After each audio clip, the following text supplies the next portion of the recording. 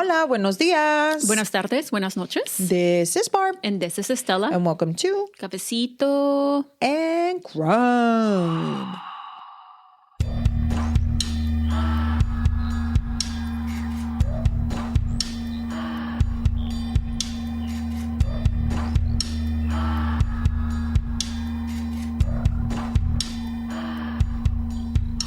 It's a spooky season. It's October. Happy October, everyone. And we're actually both wearing t-shirts. Oh, yeah. Yeah, you have it. I have the... ¿Cómo se llama este cocho? It? No se llama payaso? Oh, Pennywise. Pennywise. I'm like, it is la movie, no? Yeah. Pennywise. I'm wearing Pennywise and Estella's wearing Jason and... Michael Myers. Coming out of Dunkin' Donuts. Yeah, they're sipping coffee, just like we are. Yeah, so today I got a matcha. Campfire. Okay, guys, it's a campfire matcha. Are you fucking kidding me? It was This shit's really good. This shit's good. Like, I'm gonna fuck it up. But last time I had their matcha, That's the only matcha that you like, Yeah. I think, that you've told me that you like. Yeah, because I've tried another one que tenían de coconut. It was good too. And then their strawberry obviously is my fave. But this one is new. It's like seasonal. Autumn, it said. Under autumn seasonal items? Oh, okay. Yeah. So, That's cool. I don't know, but it was really, I never, like, I don't know what it has in it because I didn't ask. And you looked it up, pero no estaba. No, pero it was delicious. It is really good. So how are you doing today? I am doing You're well. So we went to go get the coffee. Estela, what did you get? I just get a latte, decaf. Decaf latte. Y entonces, cuando estábamos, down the street or whatever, que vamos viendo una casa que ya, they have it all decorated. Well, there's a lot of houses that were already decorated for the season, pero I don't think I've ever seen a house like this. These people had like cabezas, like chopped up. It was like you're in like a movie set. Yes. Like, I was like, did we just see what we just saw? And then I kind of like I was like, what the fuck? Like I kind of went. No, Barbie's like, me dio miedo. Me dio miedo. I'm like, what the hell? Like, porque tenían como cabezas de. No, it just like. De monas, like the. Annabelle? No, way. ¿Cómo se llaman? De. Puppets? Not puppets. Tenían las cabezas de. You know how you do people's hair? Like practice mannequin. Oh, like a mannequin. And they were on a stick. Oh, shit, I didn't see that. Yes, they had them in a line. And it looked like they had like Jeepers Creepers or some shit. I don't know. You said que ahí estaba Michael Myers sentado. Ahí estaba Michael Myers sentado. He was like in a lawn chair. Y luego tenían, I guess it had to be Michael Myers porque traía el overall. Mechanics? Yeah, the mechanical pants and... The suit? The suit. The mechanic suit? Yeah. Y entonces I'm like, it has to be Michael Myers. Pero yeah, he was there. And I think that was a little crazy. It was a nice house. The blood was everywhere. I'm like, It looked like Jeepers Creepers might have been there. I don't know. A lot of people were there. Yeah, made appearances, pues. Yeah. So where are we going today, sister? For today's case, we are going to San Jose, California. I love California. We know this. You know this. I know this. Everybody knows this. Everybody should know this. And my husband's in California. Yeah. He's chilling, thrilling in the fucking badass weather. Yeah. But not here. It was fucking 90 degrees today. Don't even remind me. But if you would like to come with us to San Jose, California, go ahead and grab your cafecitos. And let's get started. Or your matcha. There are multiple fun, random, interesting facts I can just imagine, that I was able to locate. Ay, cálmate. You were able to locate. So the first being that San Jose was California's first civilian settlement. What? ¿Cómo? Yeah. Like, la gente se juntó primero in what is now San Jose, in el estado, what is now considered California. Mm-hmm. Which was in 1777, my bad. I did 1977. Girl, are you talking about like 40-something years ago, almost 50? Real? No, yeah. So it was in 1777, like right after the Declaration of Independence was signed, Es todo? So number 2 is that the city is home to major tech companies' headquarters. Okay. Such as Adobe. Okay. Cisco. And PayPal. Oh, PayPal's there. Yeah. Okay, cool. Yeah. That's good because that brings people work. Yeah. Mm-hmm. And number 3... it's that the first ever hard disk drive was invented in San Jose. Nuh-uh. And an IBM building in the 1940s. I would have thought that it was like somewhere in Japan or something for some reason. Like Dell ahead of the curve and shit. Yeah, that's okay. I didn't know that. Interesting. Finally, number 4. Oh, hay más. Sí, hay más. Espérense, hay más. Está larguito, hay más. Está largo este. Okay, so number 4 is that the famous Winchester Mystery House which is a historic landmark, is also located in San Jose. Okay. Do you know about the Winchester Mystery House? You probably have heard it. You probably are about to tell me. I am. Hold on. So if you've never heard of the Winchester Mystery Home, it was the home of Sarah Lockwood Pardee Winchester, who was the heiress, almost said mistress. Not the mistress. It was the heiress to a large portion of the Winchester repeating arms fortune after her husband, William Wirt Winchester, passed away in 1881.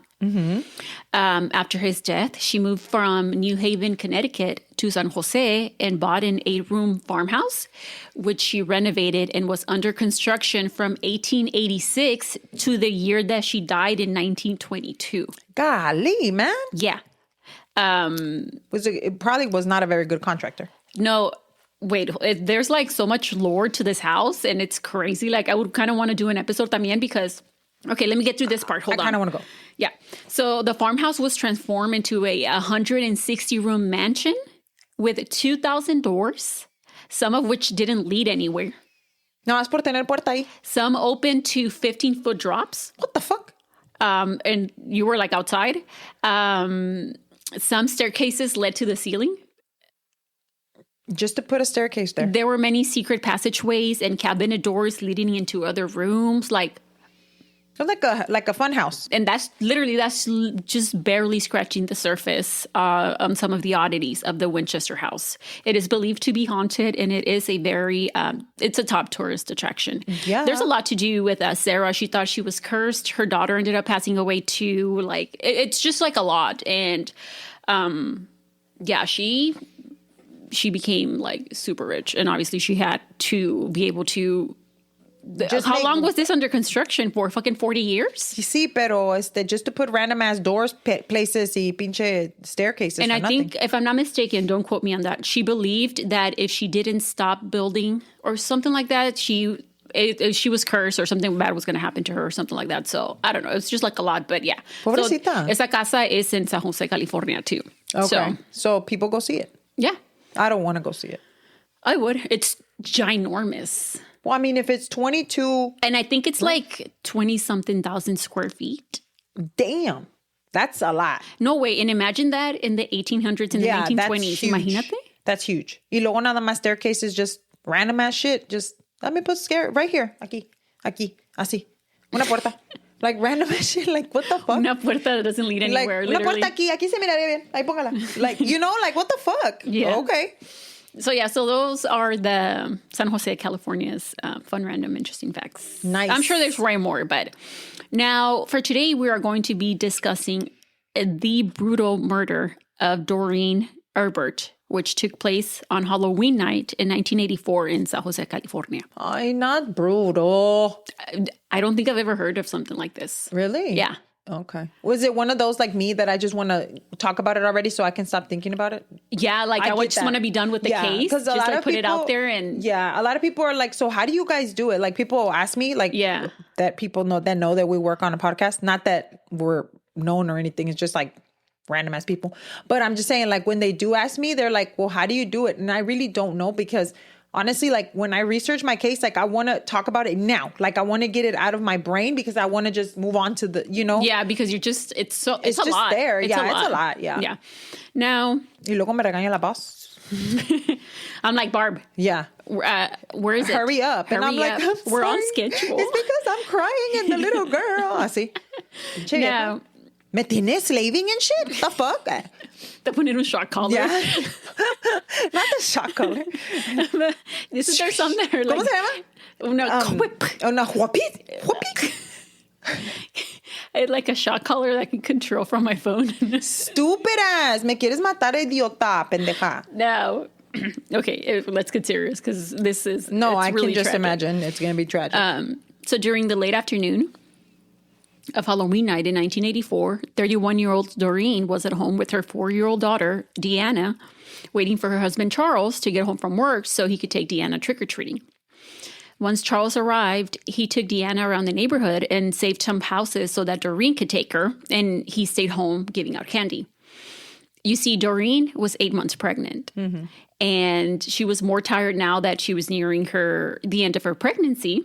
And so la llevó a la niña así, just a couple of houses around. Para que se le quite la tentación. Sí, pues su papá ya la había llevado, pero ahora era el turno con la mom. So after they were done, Doreen and DeAnna returned to their home in the Berryessa district, which is northeast of San Jose, and they settled in to watch movies. And then, ¿me está sacando el dedo, pendeja? No, pendeja, me estoy rascando. Oh, where you're like this. Okay, that's the finger that I chose. Fucking bitch. La tuya, Krista. Now, Charles let Doreen know that he was going to go run to, I think they either say like a liquor store or a convenience store or the same thing, really quickly, and he would be back soon. He told her to, call it a night, to stop giving out candy porque ya se estaba haciendo tarde, and to lock up once he left. He was going to, come back fast. So about 15 to 20 minutes later, Charles returned home and noticed that the front door was unlocked. When he opened it, there in front of him was the most horrific, I think, thing that he had ever seen and ever saw. Doreen was in the entryway of the home in a pool of blood, with the fetus nearby. What? Le sacaron el baby. And I think in his mind, as he was trying to process what he was seeing, he thought that she had miscarried. Oh. And so he knelt next to her and he tried to stop the bleeding, like in any way that he saw. I mean, estaba llena de sangre la señora. But it was too much. So when he noticed that Doreen had cuts on her neck and in her stomach, he got up to reach for the phone because he wanted to call for help, and he slipped in all of the blood. There was a lot of blood. So when he reached the phone, he called 911, but wasn't able to get through. And they do say that, it was Halloween. It's probably one of the busiest nights that they have at, police officers. So he then called. And it was 1984. Yeah. The only thing you can do is call. Yeah. There's not really, you could say now that there's probably more advances on how fast you can get through to 911. Yeah. But it's 1984. Exactly. So he then called the fire department for help. And then he called his neighbor, Jenny Chapman, who lived a couple of houses down from them. And cuando le habló a Jenny, le dijo, hey, I think, again, that Doreen had a miscarriage. So la neighbor came over. Then, as he, I guess, ya empezó a captar the scene, he saw Doreen's hand in the living room. Okay. Next to the fetus. So that doesn't make sense. And after that, he just saw DeAnna come out from behind the couch. La niña. Uh-huh. Yeah. And, based on everything that was going on and just how the scene looked, he took her into the kitchen para que no mirara. Yo creo que en ese momento, he didn't even remember about her. Well, yeah. He was probably like, whoa, I forgot that you were, Yeah, y si no hubiera salido la niña, quién sabe. So when EMS arrived, Charles was still trying to stop Doreen's bleeding in any way that he could. And then paramedics, of course, told him to, move and that they were going to take over. And they immediately began working on Doreen and on the fetus. Sadly, they were not able to resuscitate the fetus. But Doreen was actually clinging on to life. And so they loaded her up into an ambulance and transferred her to the nearest hospital. By the time the police arrived, it was around 9:20, because I think the call came in around 9:15. And they cleared the home immediately, just making sure que no había nadie más adentro de la casa. And as Sergeant Jim also arrived at the scene, it was chaotic. There was just a lot going on. The fire department was there, ambulance was there, all the police officers were present, along with neighbors that were just standing all around with their little kids all dressed in fucking costumes, and everybody wanted to know what was going on. Yeah. Now, like I just said, after the house was cleared and then investigators actually made it onto the scene, and when they were able to walk the scene, they described it as truly out of a horror film. But one of the detectives, I think his name was Detective Caro, Bert, I believe that's his name. He said that right before he walked inside, right on the threshold of the door, estaba una máscara de a wolf mask. And it looked like it belonged to an adult or an older teenager. Now, based on the amount of blood at the scene, this was more than just a stabbing, which is what Charles stated on the call. that he called EMS. Well, I mean, if there was blood everywhere, I just don't think in that moment that you can process. I mean, not only you can't process, you're not going to sit there and stare at her that hard. I mean, you're trying to stop the blood, it's like. And then you see that she has cuts, so I think you would assume that it was bleeding. A stab, yeah. Now, the foyer was drenched in blood. Like I said, the blood was on the ceiling. It was like on both sides of the wall and on the door. Something that they mentioned that added to the horror was the Halloween decorations in the home. He said que ahí en medio, like in the hallway, estaba una stool with the Halloween, like a pumpkin, like a jack-o'-lantern. Ahí, y que todo it was all splattered with blood. Oh, that's fucked up. So when you turned left, like I said, that's where the fetus lay, along with Doreen's hand, which we actually later learned, and I'll go into details at her autopsy, that it was severed at the wrist. When they looked closer at the ceiling, they noticed indentations that appeared to have been left behind by the weapon, and it was not a knife. I was about to say, because that has to be like a really sharp knife. Yeah. Like we're talking Japanese swords. It had to have been something larger and heavier. Yeah. Outside, officers were trying to get information from Charles, porque ya lo habían sacado para afuera. No, porque he's going to be the number one suspect. But he was being really difficult. Why? He was yelling and stomping around. Es que estaba asustado, güey. And once they actually managed to kind of like corral him. Yeah, calm him down. Corral him and move him like over to like a police car. They noticed that he was very intoxicated. But see, but first of all, that. Number two, bitch, you just see your wife and your wife's hand in the living room, and your wife is not in the living room. And where your unborn baby. Exactly. And then you see your daughter. And your wife is not in the same room. As her hand. And her fetus. Yeah. So, yeah. I mean, I don't blame him at all. So that, coupled with the fact that he was covered in blood from head to toe, things were not looking favorable for Charles, based on, or two investigators just coming in, or police officers. And all around just look. Yeah, looking at the scene as of right now. Yeah. So he was handcuffed and placed inside a patrol car until he calmed down a bit. And even... Pero a mí ya se me hubiera quitado lo pedo, güey. But even just him sitting in the car, like, he was, like, trying to kick out the windows. Yell, just no paraba de gritar. ¿Pero qué decía, pues? Nomás gritando, my wife, like, Pues a lo mejor está asustado. Everybody reacts different. Yeah. So they did manage to get his name. And he let them know that his 4-year-old daughter, DeAnna, had been inside the home when Doreen was attacked or killed. And was she in the fridge? Oy, vergas. Oh. Was she in the kitchen todavía? No, he told police that he had called his neighbor y que le dijo al neighbor que se la llevara. Okay. Yeah. And then he was taken to the police station to be interviewed. No, pero a mí se me hubiera quitado lo pedo in 2 seconds after seeing that. Sadly, like I said, Doreen was on her way to the hospital, but she did pass away as soon as they arrived at the hospital, which made the case now a double homicide because of the... And she probably died of loss of blood. Now, a female officer, they did locate DeAnna, right? And they did have a female officer speak to her and ask her some questions and was able to get some information from her. Remember, she was 4, dude. Yeah. And she Pero don't play with me because there's some 4-year-olds. My nephew... He has a few little kids over there, and those little kids are sharp as fuck. Mm-hmm. So they're smart. So I don't know. One thing she did say very clearly, she stated that she described the man who attacked her mother as a big bad wolf. Oh, okay. So she was with the mask. Pero se quitaría la mask when he went in there, se le caería. Outside the Erbert's house, police found blood leading from the sidewalk down the street. Okay. They followed the blood drops over a pedestrian walkway. Not the pedestrian. Over a freeway. Yeah. Which was just about 10 houses down from the Erberts, and they continued following it. Shit. Well, how long was this dripping blood?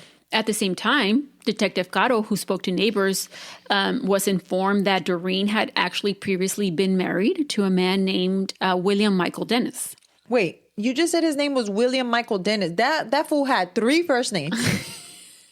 He had 3 fucking first names. William Michael Dennis. No, ma'am. He did it. He did it. Como Gibbs? Como Mo Gibbs? Mo Gibbs? No, why do you have 3 fucking first names? I know. Mo Gibbs se cambió el nombre. Yeah. As I just said, the two had The two had a son named Paul who drowned in a tragic accident in the Erbert's backyard pool in June of 1980 when he was 4. Highway. The same age that DeAnna is now. Uh-huh. Yeah. The following year in 1981, Michael, we're going to call him Michael. I'm not going to call him his whole first 3 names. You need to call him the 3 names. We're not going to listen. Michael Dennis. No, I'm just going to call him Michael. Michael sued Doreen and Charles. Se llama Michael Dennis. William Michael Dennis. William Michael Dennis. Yeah, but I'm going to call him Michael. Okay. So, like I just said, Michael sued Doreen and Charles for personal injuries and a wrongful death of Paul. Oh, pero why? Because it was in their house, in their pool. Oh, okay. We'll get into a little bit of more into So that. they were already together, I guess? Or I don't know how that... Yeah, hold on. The case went to trial. And in the end, Michael lost the suit after a jury voted 9-3 against finding Doreen and Charles negligent in March of 1982. I'm sorry. I mean, it was an accident. After the trial, Charles asked Michael not to go over their house anymore, and they never spoke to each other after that. And that was in 1982, and now this is 1984. Okay, so 2 years prior. Yeah. So having learned this information, Michael also became a person of interest, And they went to speak to him ASAP. I'm telling you, he did it because he has 3 first names. Sergeant Morin and 4 officers arrived at Michael's home around 12:23 in the morning, making it already technically November 1st, right? Mm-hmm. They proceeded to knock on the door and waited, but there was no answer, despite the fact that there was a light on that they could see through the bedroom window, and they could also hear water running. As they heard it, they all just kind of looked at each other, and they were like, bitch, could he be washing away evidence right now, Because, hey... So I didn't know this was a thing, but apparently it was back in the 80s because they had the county communications. I don't know what the fuck that means or what is it. They called Michael on the phone on his landline y le dijeron que the police was at his door and that he needed to open the door. And he did. So I don't know but he didn't open when they were knocking. Yeah. So county communications called his ass in his house and they're like, hey, bitch, police is... pero sí contesta el teléfono. Sí. Pero no abre la puerta. No abre la puerta. Even though que la luz de su cuarto estaba prendida. This makes no sense, but okay. And when he opened the door, he didn't appear to have been sleeping. No se miraba ni modorro ni nada. Because you can tell when somebody just woke up or whatever. So Michael Dennis allowed, Sergeant Morin and the police officers into his house. And he was informed that the reason for the visit, was that his ex-wife, Doreen Erbert, had been murdered. And his response was, you're kidding. Literally like that. They say that he talked very monotone, como que very nonchalant. When answering questions. Let's go back to the same. I don't know. I'm not trying to say que William Michael Dennis didn't do it. Pero I'm just saying. Plain devil's advocate. Yeah. Pero, it was the wife that you haven't seen in I don't know how long. And the last time y'all saw each other, y'all were in court. Like, I don't know. You sued her and her husband. Her. So, I don't know what did they expect for him to be like, oh my God. Like, no, he was just like, you're kidding, right? Like, You know what I mean? No, pero lo hacía con menos emoción than that. Well, he said he sounded kind of like robotic. Okay. Now, Sergeant Morin asked Michael if they could, take a look around his house. And he said, yeah, sure, go ahead. But before they could, they had to have him sign like a consent form. And as he was trying to sign this form, he was trying to do it with his left hand. And they noticed... What's wrong with your right hand, bro? They took notice that he was having a really hard time doing so. So le preguntaron. They're like, hey, are you left-handed or are you right-handed? And he said, no, I'm right-handed. And then... The least you could have said is been like, no, I'm left-handed, pendejo. That's the least you could have done.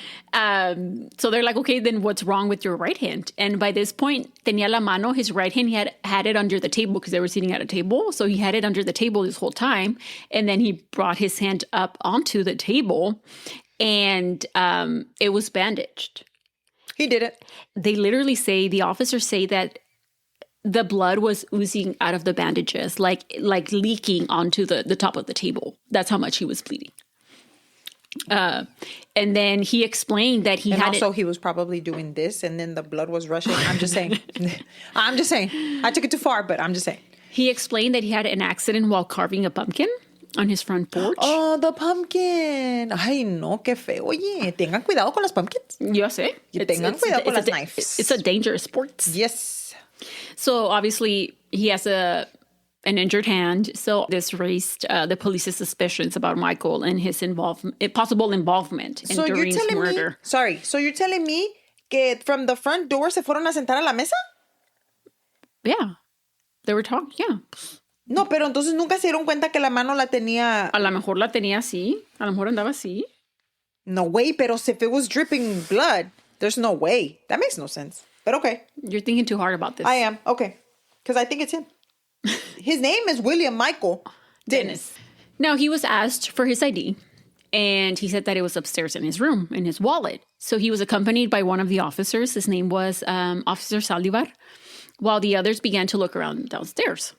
So on the way to his bedroom, Officer Saldivar, Michael was walking in front of him. Mm-hmm. And he said that he just got like a really bad feeling. So he said that he drew his gun. Oh, a girl, draw the gun, baby. He had you never know. Tenía al lado, right? Mm-hmm. And when they reached his bedroom, Michael stopped like right at the threshold between his bedroom and the hallway. Y que dijo que he just very eerily like turned around and looked at him. Not me turning around and acting it out. Like this hoe is acting like you guys are watching her. I just want y'all to know that. She just turned around away from the fucking microphone. Ho, you have to stay right here, brother. Right here. Esta pendeja. She's like, me turning. I'm trying to do it eerily too. Like, So, not me trying to do it again. No. So the officer Saldivar said that he turned around real eerily and then that he started walking towards the night table porque estaba su... ¿No me lo volteó a ver o qué? Yeah. Pero no le dijo nada. No. And then he started... I would have shot at that. I'll be like, poof. That's why you're not a police. That is why I'm not a police officer. Because I would have been like, ¿me espantas? I shoot you en las patas, güey. No mames. The fuck is wrong with you? Looking at me. A ver, ¿qué me miras? ¿Qué me estás viendo? La jeta. Sí, güey. Pero, I mean, hello. I would have shot him right there. So, like I said, he started walking towards his night table.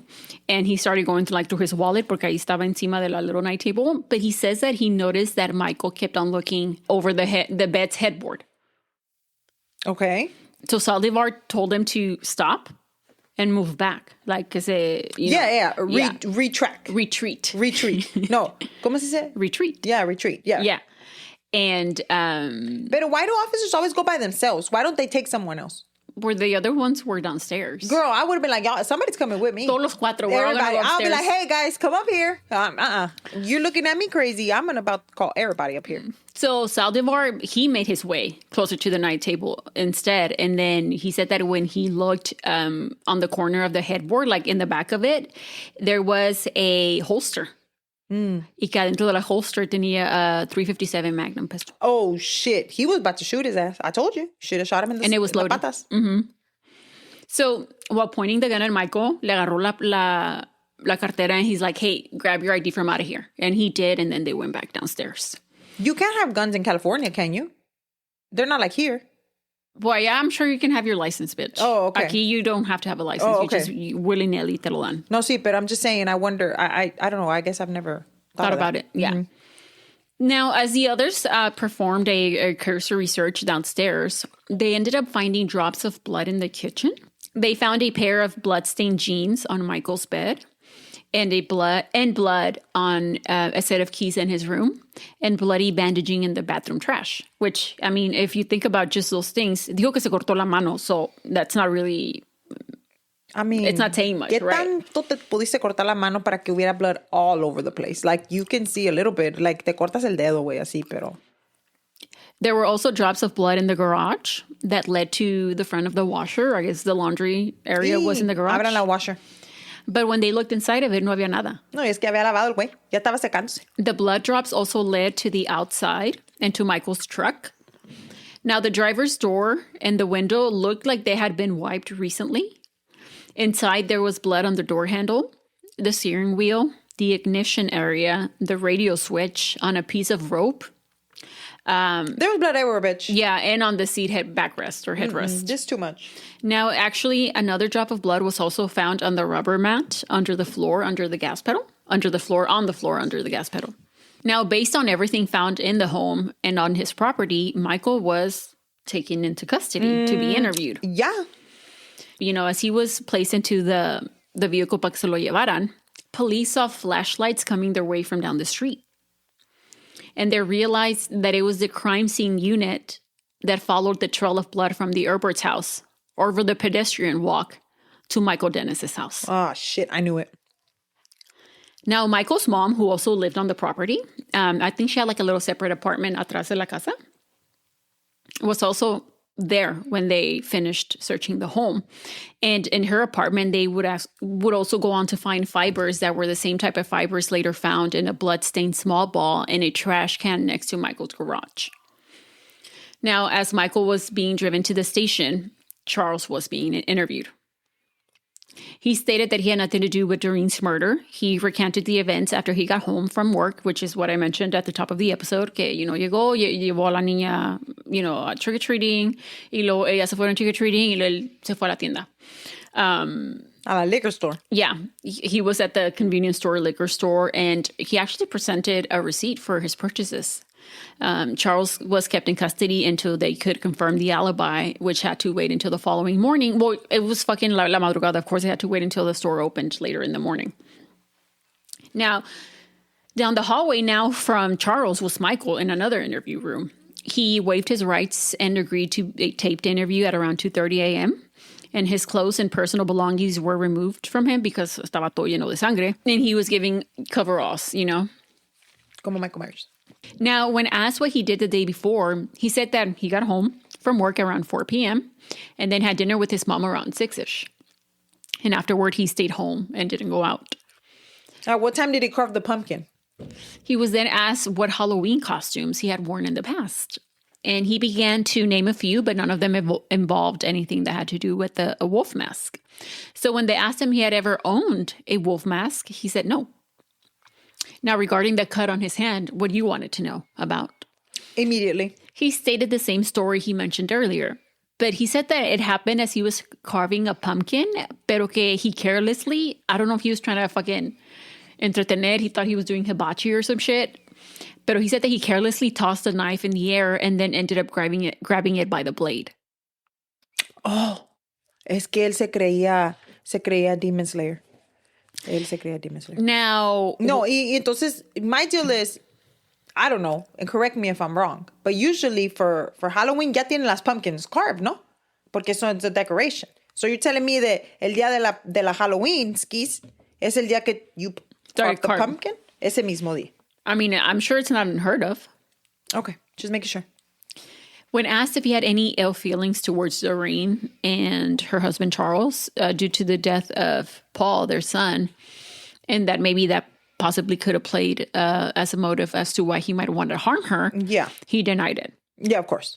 He said that he didn't harbor any resentment towards her and that he didn't do anything to her, that he didn't kill her. I don't believe him. Throughout the interview, he never spoke ill of Doreen, and he, again, didn't show any type of emotions. And he was just neutral. Yeah, neutral, which technically didn't mean that he killed her. Exactly. Now, police were only going to be able to hold Michael for 48 hours if they didn't find anything to charge him with. The following morning, police finally were able to go to the liquor store, donde estaba Charles, that he claimed he had been at. And the clerk who had been there the night before was there that morning.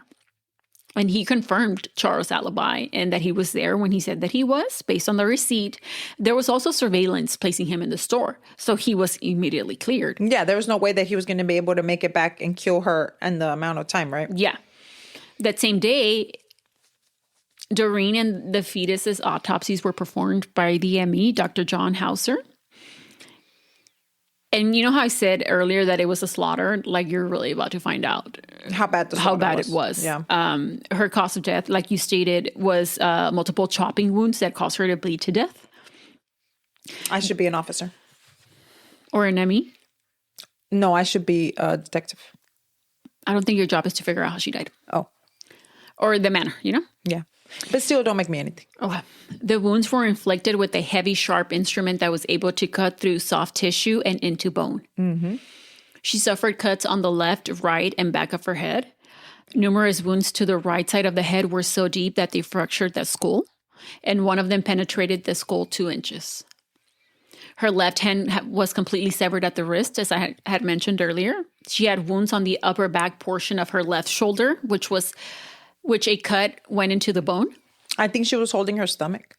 She also had cuts to the right shoulder, one of which severed the head from the humerus.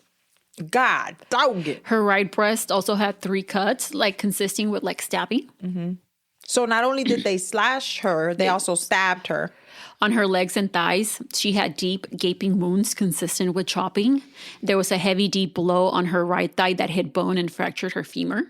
On her abdomen, she had a 9-inch gaping wound and a 5-inch chopping wound that went parallel to it. Mm-hmm. She had many cuts through her abdomen, from which her stomach and the large intestines were cut open.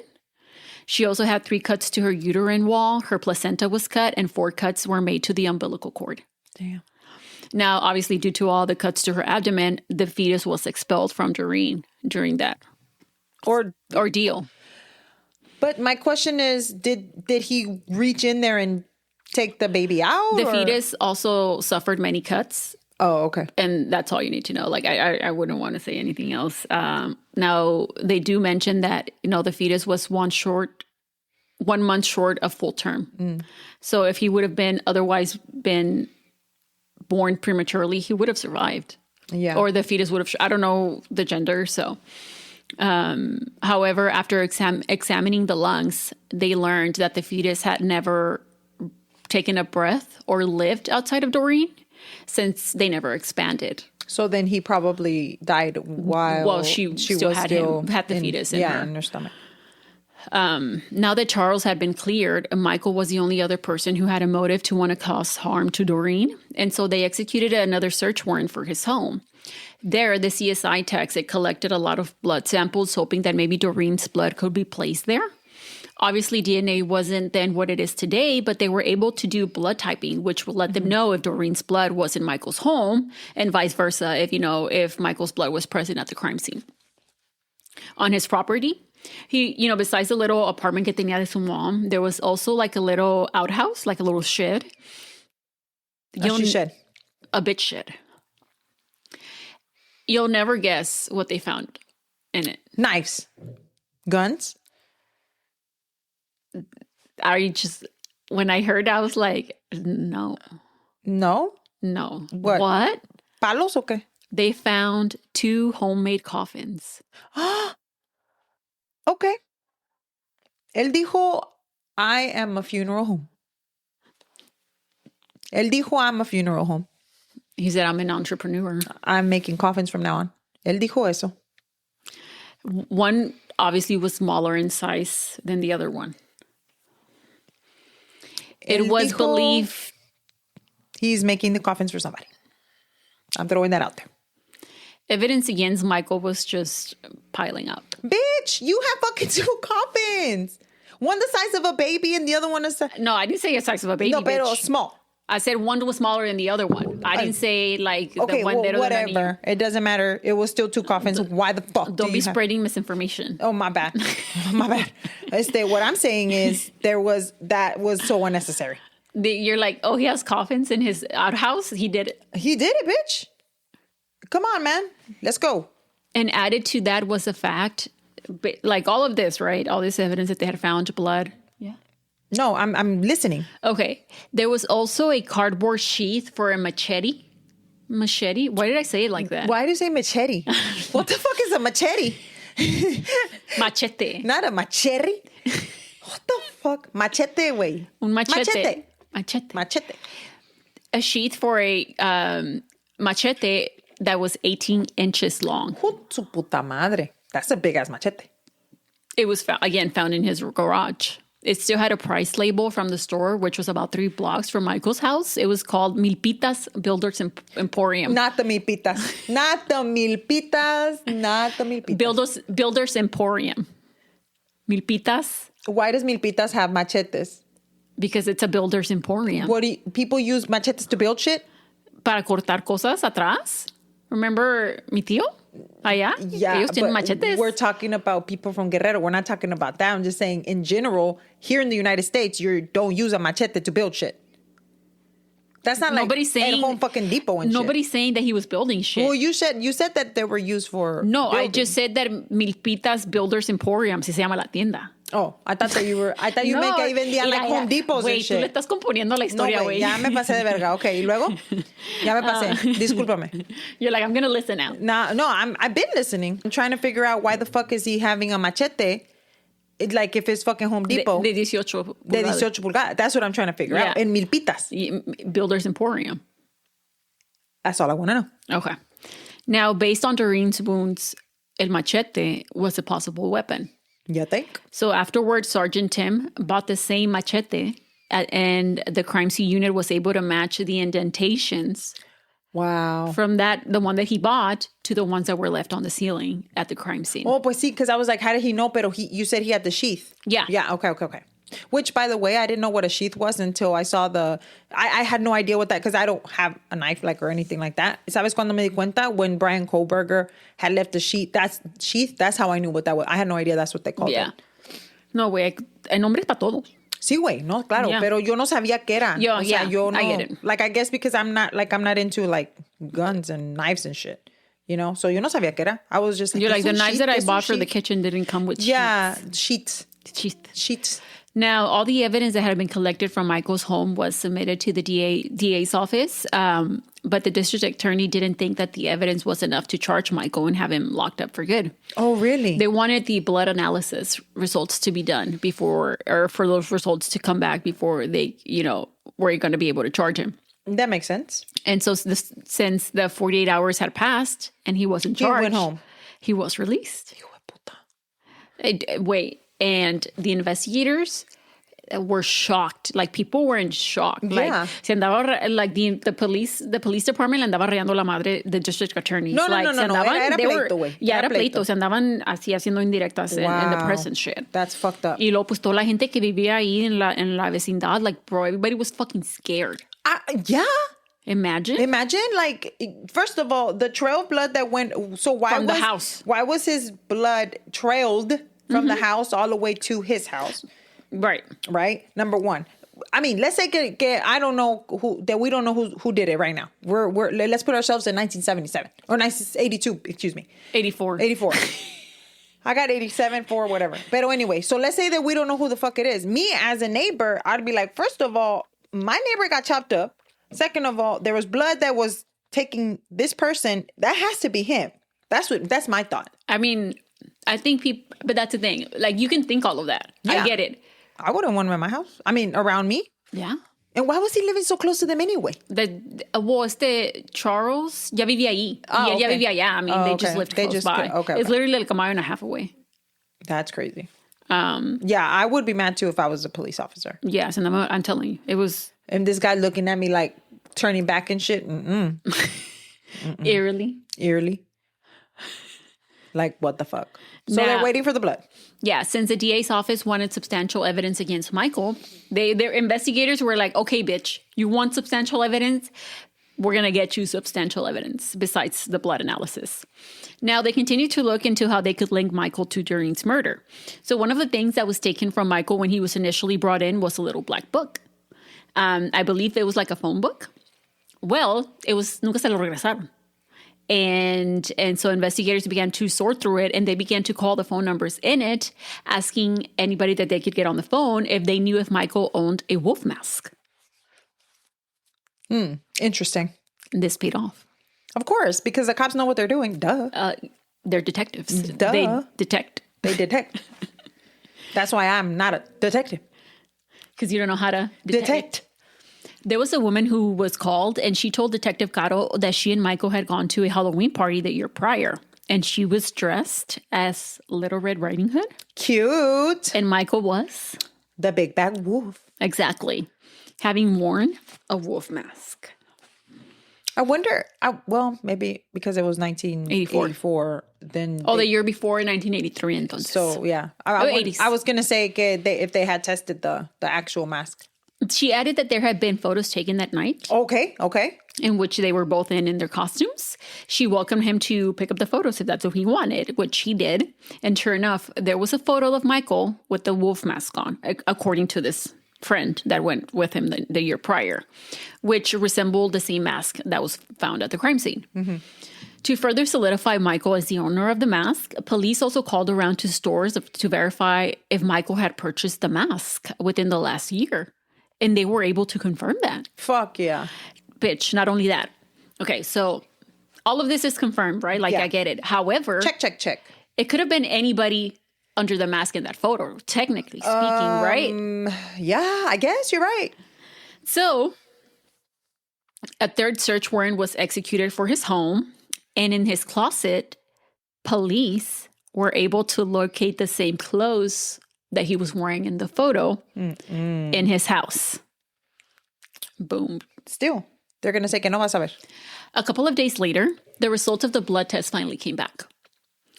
And it proved that Michael's blood type was found at the crime scene. Okay. So and Doreen's blood type was found in Michael's home. So what time do they pick him up? Michael was arrested. Finally, jeez. And charged with 2 counts of murder. He pleaded not guilty, and his trial began 4 years later in July of 1988. Mm-hmm.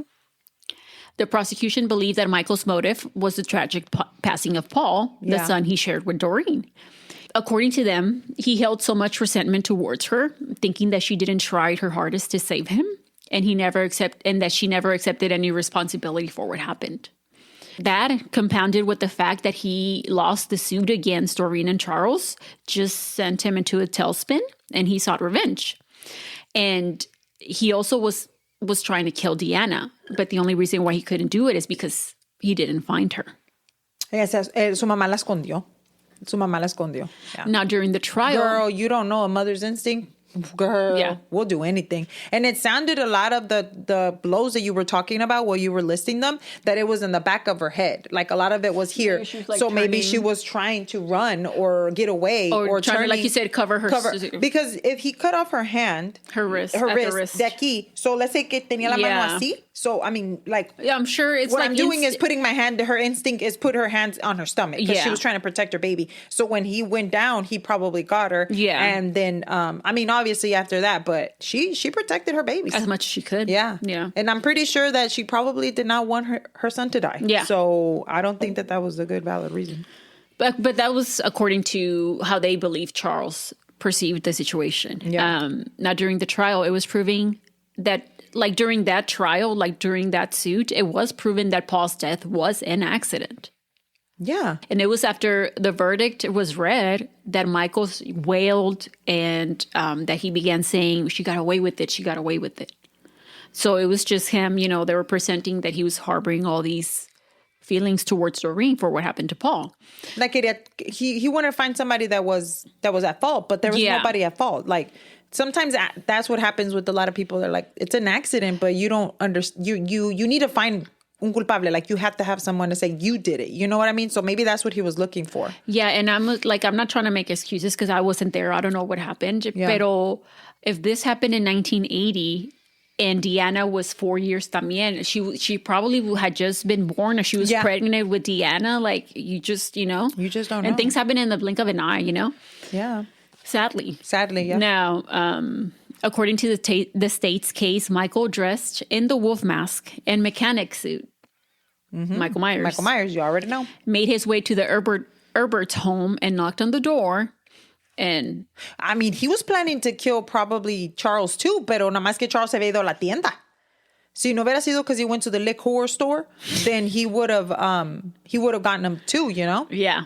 During the attack, he cut himself, of course. Yeah, obviously, I mean, there's a lot of blows. A lot of blood, a lot of everything slipping. I think we talked about that last time. I don't want to imagine because I would never stab anybody or anything, but I can just imagine like slipping and everything. Like when people have babies, it's all like slippery. So me imagino like you're hitting somebody and there's blood everywhere and just splashing blood and you're going to cut yourself eventually. I mean, that happens often. Like when somebody commits like a stabbing or something with a knife, pues tú también te cortas, Yeah. Pues si me corto cuando I was working on my daughter's mom. Yeah. Me corté como pendeja, look. I know. Bien estúpido. After he killed Doreen, he walked home the 4 or 5 blocks. That's crazy. Over the pedestrian walk, which obviously brought all the blood drops there. And my deal is he dropped the mask and he didn't think about picking it up. Hold on. Investigators believe that he then took off the mechanic suit that he wore, placed it in his truck along with the machete, and drove somewhere to get rid of them because they were never found. Oh, okay. So por eso su troca, since he had walked there and walked back, he never used his truck. But since the truck was all bloody, they believed that because that's how he went and got and disposed of the clothes and the weapon. Yeah.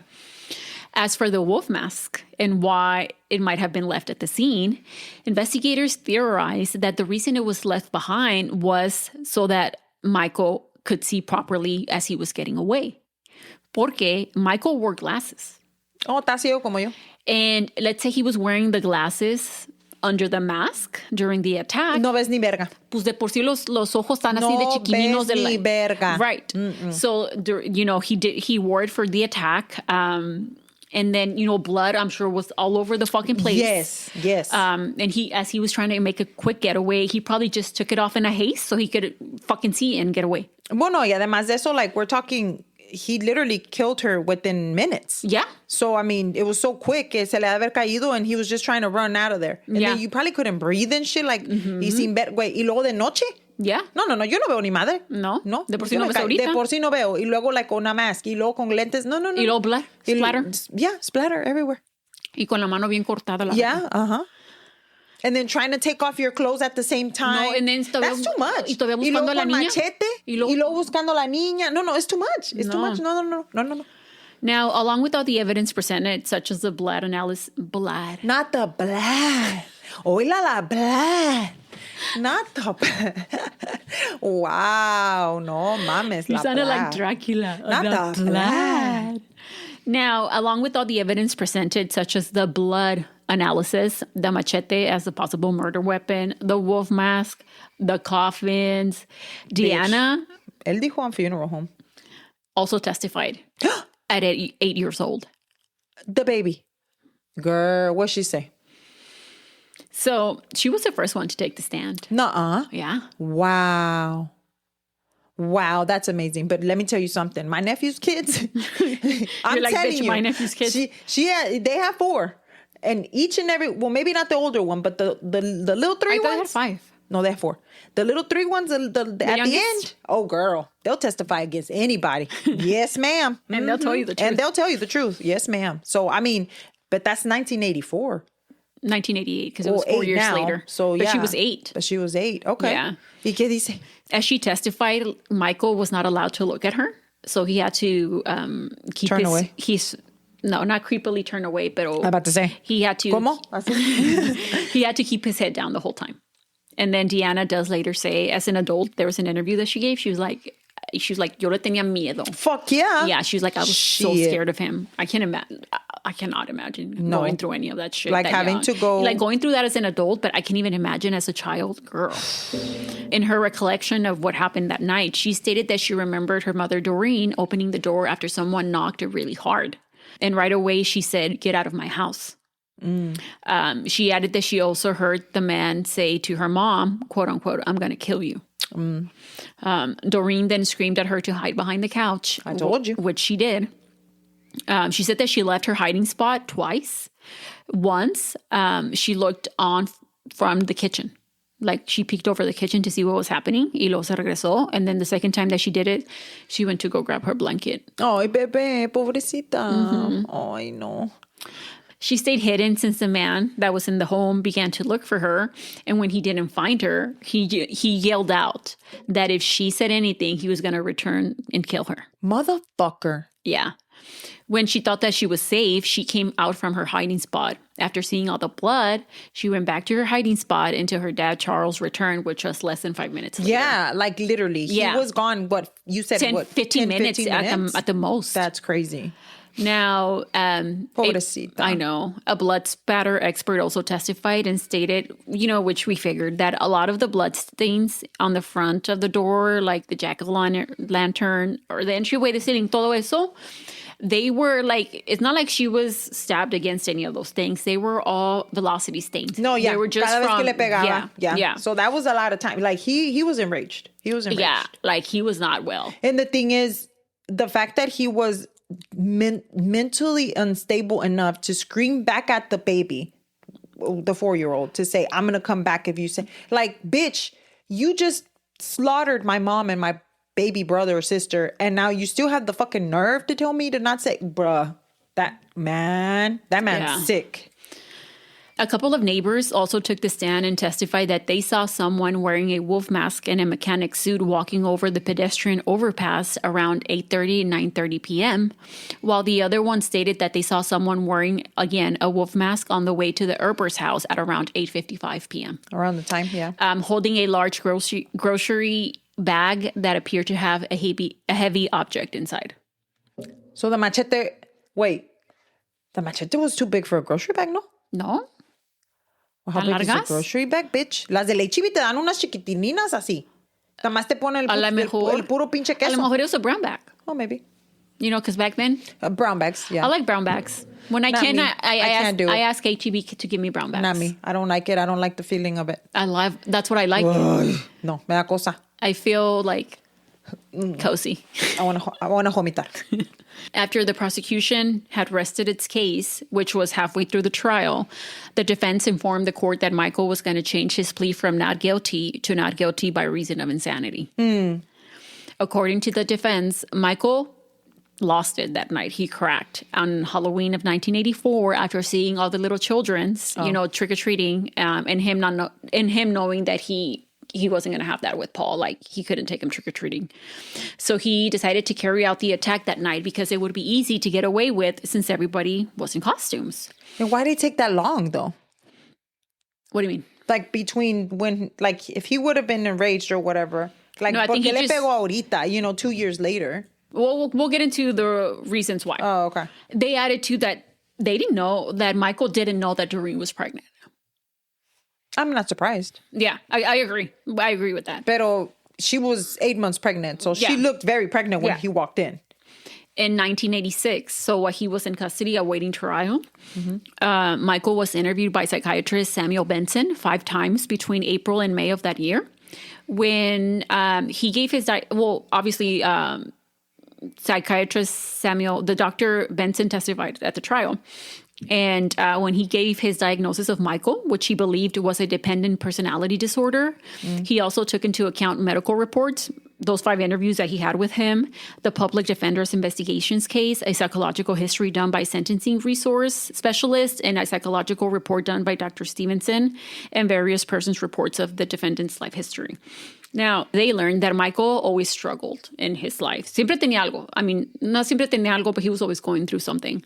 From a young age, he suffered hearing loss. Okay. So he had to read people's lips a lot to be able to understand what they were saying. His parents divorced when he was 9, and he developed an eating disorder. And it was a problem that he suffered from a young age all his life, essentially. By the age of 19, 20, he was depressed, and he attempted suicide. And I think it affected his eating disorder, obviously, affected his image. And he always felt self-conscious about the way that he looked y que nunca podía tener novia. So nunca podía agarrar una novia. He felt very... Pues sí, self-conscious. Bad for Inadequate. Inadequate, okay. Yeah. Sorry, I couldn't think That's of not the what word. I was going to say. Less than a year after meeting, Michael and Doreen got married. Things didn't go well between them. Problems began to arise in the relationship, such as Michael losing his job and then Doreen having an affair. And after being together for almost 5 years, the two finally divorced shortly after Paul was born in 1978. Since Doreen had primary custody of Paul, Michael would pick him up from the Erbert's house, and he, to take him to spend time with him. And he, like we mentioned earlier, he only lived like 6 blocks away. He was like the true Michael Myers, dude. What Michael's in his name. That's what I'm Michael saying. Myers from the 70s, but Still, because he literally walked in mask, walked and then walked back with the biggest machete. He didn't have a butcher knife, but he had like a machete. Still, that's crazy. Yeah. That would be fucking scary, dude. That is. No wonder the people fucking scared. Yeah. Hell yeah. According to Dr. Benson, Michael, who suffered a major depressive episode after Paul's death, became more psychotic after he lost the suit. It is reported that he also believed that his attorney wanted to kill him. Oh, okay. Michael began to fantasize about killing Doreen and Charles as retribution for Paul's death, he confessed to Dr. Benson that he planned to drown both Doreen and Charles by placing their bodies in body bags and in boxes or the coffins and then dumping them in the sea. Damn. So that's why one coffin was smaller than the other one, because one was for Doreen and the other I thought one it was for her daughter. But again, I know, pero él dijo, ya los medí, and I know what size they're going to be. I think he took a guesstimate. I was about to say, because, I mean, hasta eso los hizo para que les quedaran bien. Yeah. He didn't want to be too big for Doreen. He was like, no, it needs to be. Yeah. So I believe maybe that was his initial plan. But again, that night of Halloween, he got triggered. Because of all the kids and stuff. Yeah. I don't know. Okay. It also didn't help Michael's mental health that he had recently been demoted at work from his sprayer position at Lockheed. It was actually a company that manufactured tiles used on space shuttles. Okay. That's awesome. I know. I thought that was like, well, I never thought about that. Pero I think que back en ese entonces le pagaban 13 y algo y se lo bajaron a 10. So he took a pay cut. That's a big pay cut. Yeah, for back in the day. Back in the day. No, for any day. $3 pay cut, bitch? Yeah, hell yeah, bitch. Right now? So he took that demotion to avoid being laid off. Pues sí. Pues sí. ¿Quién no? ¿Quién no? Even though he appeared to take the demotion in stride, he would make sarcastic comments to his former supervisor. No, es que he was imputado, and not only was he imputado, he was being petty. Yeah. He was being petty. Yeah. I mean, anybody would get pissed about that. Like anybody. Yeah. But that doesn't mean you have to go off and kill. No, obviously I think everything it was one thing after another, you know? Depression, the motion, the death of his son. Yeah. Like he lost the suit. Yeah. Like that was just a lot. And then también his wife cheated on him. Now she's with the guy. I'm not saying that that's what it is, but maybe Charles is the person that he cheated on. And I was thinking too, como I don't know if he knew. Obviously, Paul knew que not Paul. Michael knew que tenía DeAnna, and she was like, well, she has another 4-year-old now, and I don't have anything. Yeah, I don't have anything. She's married. Definitely. And obviously, since he said that he didn't know that she was pregnant, pero I mean, a lot of it just seems like symbolism to him. Yeah. In particular. Y cuando no estás bien, y no estaba bien. Y ves todo like negro, you know? Yeah. Pobre. It doesn't matter who it is. It just was a tragedy. Yeah, there was no need for it. There was no need. So Dr. Benson also testified that Michael admitted to killing Doreen. But again, he said that he didn't know that she was pregnant and only realized it after he saw the fetus on the floor. Well, yeah, because he was just beating the shit out of her with that damn machete. Why do you need a machete? Why? And you know what? As he was like butchering her. Yeah, that's what he did. Yeah. He asked her how it felt to drown. That's fucked up. I can't. That's too much. In her own blood? Yeah, she did. She literally drowned. She literally drowned in her own blood. That is so demented. That's what I said. Didn't I just tell you that man has to be really fucked up? Because, yeah. So during the trial, Michael showed no emotions. Which makes sense why he was kind of robotic. Yeah, the fact that he was lying. Yeah. But on top of that, he probably was trying to lie. And then on top of that, he probably didn't have any emotion. Like people like that, they don't have any emotions, I guess.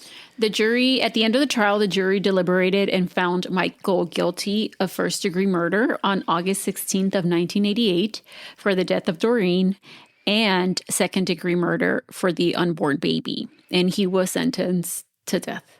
Okay. Eventually, the death penalty convictions were overturned and commuted to life in prison. Now, DeAnna stated that growing up with her dad, Charles, was difficult after Doreen and her unborn baby's murder. He had a lot of issues, and I'm not sure. She didn't specify, but she said that he carried a lot of guilt over what happened, and he wished that he could have been there to stop it. Pero que DeAnna le decía, no, if you would have been there, he would have done it to you too. Yeah. She was like, yo me hubiera quedado huérfana. No, he would have literally killed anything that was in his way. Yeah. Yeah. He would have, there was no way that, I think that it was just of a chance, the fact that he wasn't there. Yeah, those it literally just happened. Just happened at that time. Because Michael iba por los dos. Yeah, porque él iba por los dos porque los iba a echar la caja, güey. Yeah. O sea, one way or another. One way or another, he was going to take them. Y yo pienso que, porque a la niña no, I don't think he wanted to kill the little girl, you know, or, I mean. Unless she saw. Yeah, pero no le tenía caja. In his mind, él iba por the couple because they're the ones that were at fault for his son dying. Yeah. According to him. Obviously, it wasn't what happened, but you're right. She would have been with no parents. That's even worse. At least, pero te imaginas the way that he lived walking into that? Yeah. Unborn child. Your wife is in the living room, but your daughter está escondida. Your wife's hand is in the somewhere else. Kitchen or somewhere else, and then there's blood everywhere, and you think that she had an abortion because you don't even know what's going on, and you're drunk. Yeah. Miscarriage, excuse me. And then you're drunk. Not that he's a drunk. I'm not saying that. What I'm saying is que, like, on top of all of that, I can imagine. You know, that's why he was going crazy. Yeah. Like, se quería volver loco. I don't think he was processing. I don't think you can process it. I don't know. Pobrecito. No. But thankfully, she had like really good grandparents that, you know, she said that she were there for her and she just loved him dearly.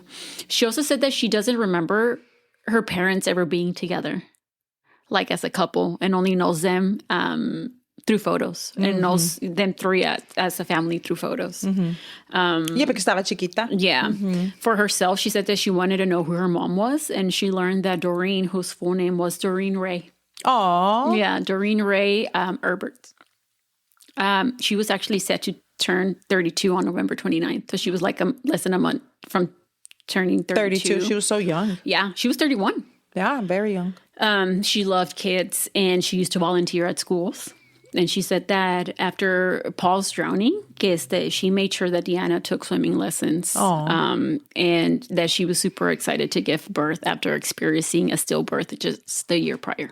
Oh, so not only that, but she had already had a stillbirth. Do you imagine? That's traumatic in itself. That's crazy. Poor thing. She says that for a long time, she could not do Halloween. Like, she just could not. She's like, they took that from me for a really long time. Or he took that from me for a really long time. But she says that now she enjoys it. I think now she has kids, so she's like, now I love it. So that's the murder of Doreen Erbert.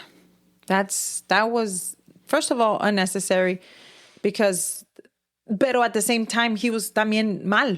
I mean, estaba mal, andaba mal el hombre. It was just bad situation. And then everything just kind of, like you said, unraveled. It unraveled and she didn't have to die like that. And in front of her daughter and, you know. And her baby. The baby didn't have to die. And it was just, we always say that. Yeah. Unnecessary. Well, let us know what you think. If you would like to follow us on Instagram, you can at Cafecito and Crime Pod. And if you would like to download our episodes and or rate us, ándele, güey. And then... Ándele, güey. A mí siempre me estás chingando que órale. A ver, download our episodes. Leave us a review. Leave us a review. Ándale, yeah. We would really appreciate it. Yeah. We would really appreciate it. Hanos el favor.